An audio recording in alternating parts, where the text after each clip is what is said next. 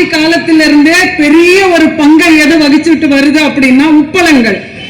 ஆனா இன்னைக்கு 3000 ஏக்கர் நிலப்பரப்பை அரசு கையகப்படுத்திக்கிட்டு அங்கெல்லாம் கப்பல் கட்டும் தளங்களை நாங்க வைக்க போறோம் அப்படின்னு 1,00,000 பேருடைய வாழ்வாதாரத்தை துடைத்து எறிந்து விட்டு அவங்களை எல்லாம் அப்புறப்படுத்துவதற்கு துடித்துக் கொண்டிருக்கிறது இன்னைக்கு இருக்கிற அரசு.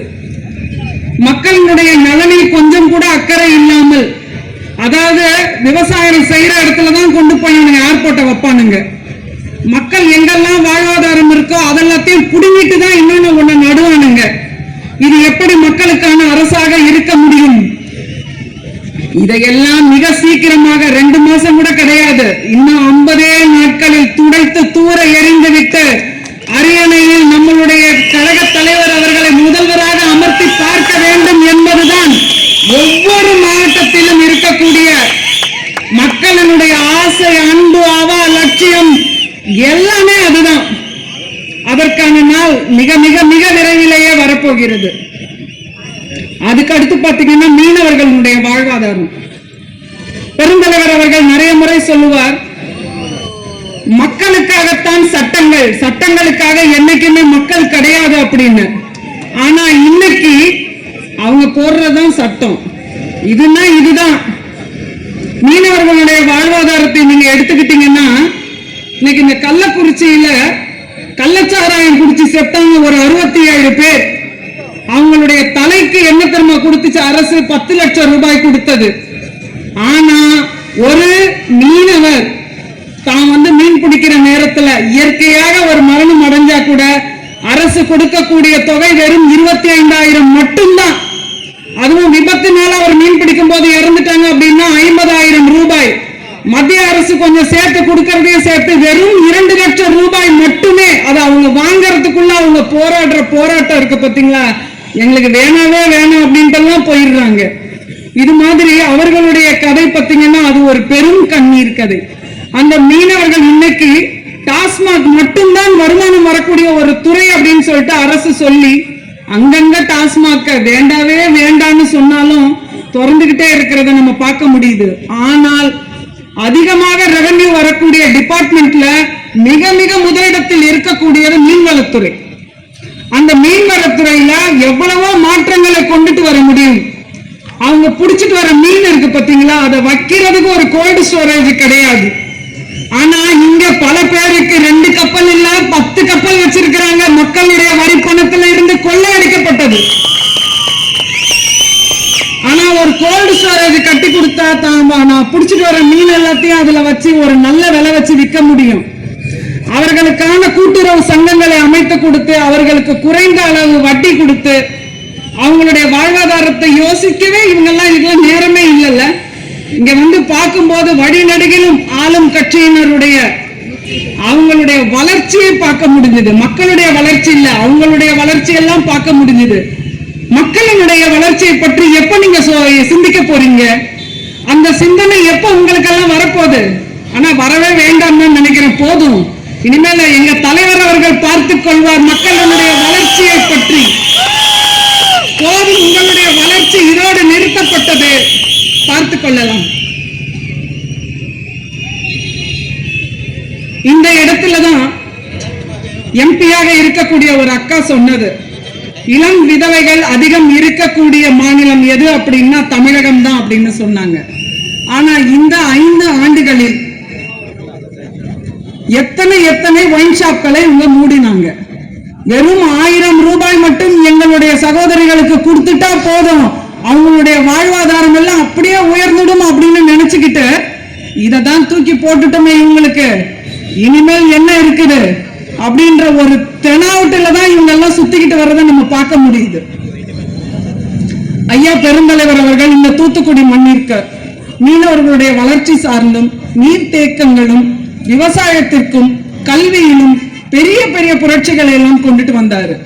சமூக நீதி அப்படின்னா என்ன அப்படின்னா குழந்தைகளுக்கு அத்தனை பள்ளிக்கூடங்கள், ஓராசிரியர் பள்ளிக்கூடங்கள், 5 கிலோமீட்டருக்கு ஒரு பள்ளிக்கூடங்கள், எல்லா குழந்தைகளுக்கும் இலவச உணவு, யூனிஃபார்ம் சிஸ்டம், எல்லா குழந்தைகளும் ஒரே மாதிரி இருக்கணும். எங்க ஆட்சி வீட்டுக்கு வந்தாராம் அவரு, ஐயா பெருந்தலைவர் காமராஜர் அவர்கள் முதல்வராக இருக்கும்போது. வரும்போது எங்க அம்மா எங்க சித்தி எல்லாரும் பட்டுப்பாவாடை நகைலாம் போட்டுட்டு கிளம்பி போயிட்டு இருந்தாங்களாம். எங்க போறீங்க அப்படின்னு கேட்டாராம்.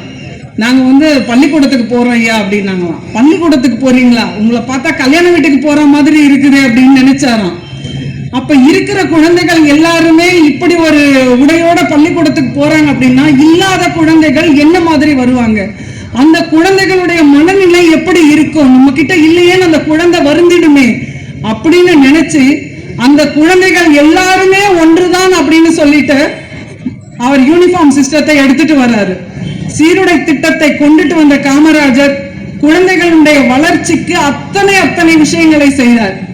ஆனா இன்னைக்கு பள்ளி கல்வித்துறையினுடைய நிலையை நீங்க எடுத்துக்கிட்டீங்கன்னா, நம்ம யாரெல்லாம் நம்பி பள்ளிக்கூடத்துக்கு அனுப்புறோமோ, மாதா பிதா குரு தெய்வம்னு சொல்லி அனுப்புறோம் பாத்தீங்களா, இன்னைக்கு அந்த ஆசிரியர்கள் மேல 350 போக்சோ வழக்குகள் பதிவாகி இருக்கிறது.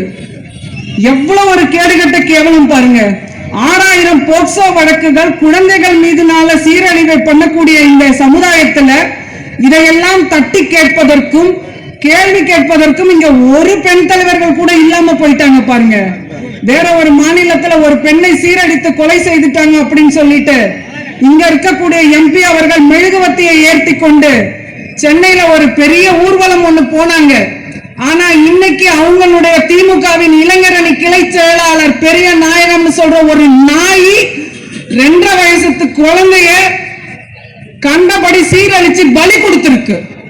இன்னைக்கு இதை யாராவது பேசுறாங்களா? இங்க இருக்கக்கூடிய பெண் அமைச்சர் ஆகட்டும், பெண் எம்பி ஆகட்டும், ஏன் நீங்க இதெல்லாம் பேச மாட்டேன்றீங்க? இந்த குழந்தைகளுக்காக எப்ப நீங்க போராடுவீங்க? மொத்த மாநிலத்தில் இருக்க குழந்தைகளுக்கெல்லாம் போராடுனீங்களே, இவர்கள் எல்லாம் உங்கள் கண்ணுக்கு தெரியவே இல்லையா? இதுதான் உங்களுடைய நல்லாட்சியா? இதுல வேற தினம் ஒருத்தன் சேர்ந்துகிட்டு இருக்கிறான். இந்த கட்சியில இருந்து அந்த கட்சிக்கு அமைச்சர்களாகவும் ஒரு கேடுகட்ட கேவலம் என்னன்னு பாத்தீங்கன்னா, இதுவரைக்கும் இந்தியாவிலேயே இல்லாம ஒரு முதல்வராக அங்கம் வகித்த ஒருவர் இன்னொரு கட்சியில சேர்றது எவ்வளவு ஒரு கேடுகட்ட கேவலம் பாருங்க. அதாவது பாராளுமன்றத்துல பாரதிய ஜனதா எடுத்துட்டு வந்த எத்தனையோ கொடூரமான ஒரு சட்டங்களுக்கெல்லாம் கூட நின்று துணை புரிந்தவர் தான் இந்த ரவீந்திரநாத் அப்படிங்கிறவன். இன்னைக்கு அவன் பல்ல காட்டிக்கிட்டு திமுக சேர்றான். இதையெல்லாம் சிறுபான்மையினர் பார்த்து கொண்டுதான் இருக்கிறார்கள். அவர்களுடைய ஓட்டு இனிமேல் உங்களுக்கு ஒரு காலமும் கிடையாது. தமிழக வெற்றி கழகத்தினுடைய ஒரே நம்பிக்கை நட்சத்திரமாக இருக்கக்கூடிய எங்களுடைய தலைவருக்குத்தான் அத்தனை சிறுபான்மையினருடைய ஓட்டும் சேரப்போகிறது. இயேசுவுக்கு ஒரு யூதாஸ், சீசருக்கு ஒரு புரூட்டஸ் மாதிரி இந்த அதிமுகவுக்கு இந்த ஓபிஎஸ். எத்தனை பேர் வந்தாலும், எத்தனை கேடுகட்ட கூட்டணி அங்க நின்னாலும், இத்தனை மக்களினுடைய ஒரே நம்பிக்கை நட்சத்திரம் எங்களுடைய புரட்சி தளபதி அண்ணன் அவர்கள் தான். இந்த மக்கள் என்னைக்க முடிவு பண்ணிட்டாங்க. மக்களினுடைய முழு நம்பிக்கை இன்னைக்கு நம்மளுடைய தளபதி அவர்கள் தான். அண்ணா அவர்களுக்கு நாங்க எப்பவுமே சொல்லிக்கிறது ஒண்ணுதான், எத்தனை இடர்பாடுகள். ஏன்னா எதிரி சாதாரண ஆள் கிடையாது. 75 ஆண்டு காலம் அரசியலை பார்த்தங்கிறான் ஒருத்தர், 50 ஆண்டு கால அரசியலை பார்த்தோம் அப்படிங்கிறாங்க. அவர்கள் பார்த்த அரசியல் எல்லாம் காமராஜரும் கக்கனும் செய்த அரசியல் கிடையாது. எவ்வளவுக்கு எவ்வளவு கேவலமான அரசியலை அவர்கள் பண்ணுவார்கள் அப்படிங்கிறது தமிழக மக்கள் அத்தனை பேருக்கும் நல்லா தெரியும். எத்தனை இடர்கள் வந்தாலும் உங்களுடைய அன்பு சகோதரர்களின் தம்பி தங்கைகளும் தாய்மார்களும் அன்பு சகோதரிகளும் தமிழக மக்கள் அத்தனை பேரும் உங்க பின்னாடி இருக்கிறோம். நீங்க அப்படியே வாங்க, நிமிந்து வாங்க, வெற்றி நமக்கு. பைபிள்ல ஒரு வசனம் இருக்கும், உன் பாடுகள் நிரந்தரமானது கிடையாது, எல்லாவற்றிற்கும் கர்த்தர் விரைவில் நல்ல தீர்ப்பு தருவார் அப்படின்னு இருக்கும் விவிலியத்துல. அதை தான் நான் எண்ணி பார்க்கிறேன். நம்மளுடைய பாடுகள் எதுவுமே நிரந்தரம் கிடையாது. நிச்சயமாக நம்ம அத்தனை பேருக்கும் நல்ல தீர்ப்பு வரும் என்பதுதான் நம்ம அத்தனை பேருடைய ஆசையும். அதுதான் நடக்க போகிறது. மக்களுடைய கோரிக்கைகள், பெருந்தலைவரை பத்தி நான் சொன்ன, பள்ளிக்கூடங்கள் எவ்வளவு கட்டினாரு, இன்னைக்கு இருக்கக்கூடிய சூழல் என்ன இருக்குது அப்படின்னு அண்ணன் சொல்லியிருக்காங்க. பெருந்தலைவர் ஐயா காமராஜரினுடைய பேரிலேயே அரசு பள்ளிகள் அத்தனையும் அழகாக மாற்றம் செய்யப்பட்டு எல்லா குழந்தைகளுக்கும் தரமான கல்வி, அதுக்கப்புறம் கதவுகளோடு கூடிய கழிப்பறைகள்னு சொன்னாங்க. இதை எத்தனை கேலி, எத்தனை கிண்டல். 44,000 கோடி ஒதுக்குறீங்க. 44,000 கோடி ஒதுக்கி ஒரு கக்கூஸ் கூட இல்லைங்க அந்த குழந்தைகளுக்கு. இதுதான் நீங்க அரசு நடத்தி கொண்டிருக்கிற லட்சணம். எல்லாவற்றையும் வாரி சுருட்டி முழுங்கிக்கிட்டே இருங்க. மக்களையும் உங்களை வாரி சுருட்டி ஓரம் தூக்கி போடும் நாள் வந்துவிட்டது. நம்மளுடைய தமிழக வெற்றி கழகத்திற்கு தான் மக்களுடைய ஓட்டு. 2026 நம்மளது முதல்வராக நம்மளது அண்ணா விஜய் அண்ணா அவர்கள் சென்ட் ஜார்ஜ் கோட்டையில் முதல்வராக அமர்வார். வெற்றி நிச்சயம்.